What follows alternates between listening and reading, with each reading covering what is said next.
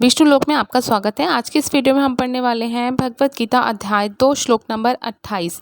अव्यक्त आदिनि भूतानि व्यक्त मध्यानि भारत अव्यक्त निधन अन्यव तत्र का परिवेदना।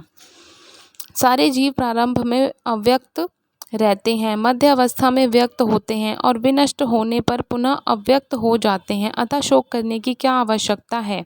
यह स्वीकार करते हुए कि दो प्रकार के दार्शनिक हैं, एक तो वे जो आत्मा के अस्तित्व को मानते हैं, दूसरे वे जो आत्मा के अस्तित्व को नहीं मानते। कहा जा सकता है कि किसी भी दशा में शोक करने का कोई कारण नहीं है। आत्मा के अस्तित्व को न मानने वालों को वेदांतवादी नास्तिक कहते हैं। यदि हम तर्क के लिए इस नास्तिकतावादी सिद्धांत को मान भी लें तो भी शोक करने का कोई कारण नहीं है। आत्मा के पृथक अस्तित्व से भिन्न सारे भौतिक तत्व सृष्टि के पूर्व अदृश्य रहते हैं। इस अदृश्य रहने की सूक्ष्म अवस्था से ही दृश्य अवस्था आती है।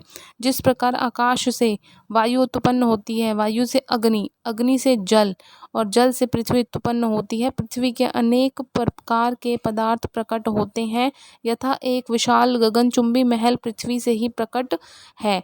जब इसे ध्वस्त कर दिया जाता है तो वह अदृश्य हो जाता है और अंततः परमाणु रूप में बना रहता है। शक्ति संरक्षण का नियम बना रहता है, लेकिन कालक्रम से वस्तुएं प्रकट या अप्रकट होती रहती हैं, अंतर इतना ही है। अतः प्रकट होने या अप्रकट होने पर शोक का कोई कारण नहीं है।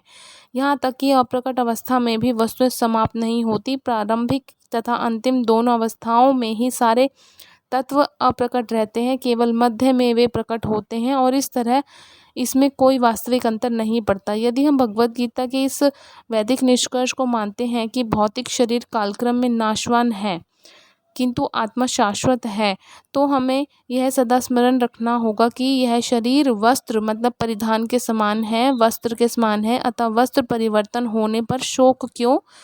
शाश्वत आत्मा की तुलना में भौतिक शरीर का कोई यथार्थ अस्तित्व नहीं होता। यह स्वप्न के समान है। स्वप्न में हम आकाश में उड़ते या राजा की भांति रथ पर आरूढ़ होते हैं, लेकिन जागने पर देखते हैं कि न तो आकाश में है न रथ पर। वैदिक ज्ञान आत्म साक्षात्कार को भौतिक शरीर के अनस्तित्व के आधार पर प्रोत्साहन देता है। अतः चाहे हम आत्मा के अस्तित्व को माने या न माने, शरीर नाश के लिए शोक करने का कोई कारण नहीं है। इस प्रकार श्लोक नंबर 28 अध्याय 2 का यहाँ पर कंप्लीट हुआ। मिलते हैं नेक्स्ट वीडियो में श्लोक नंबर 29 के साथ।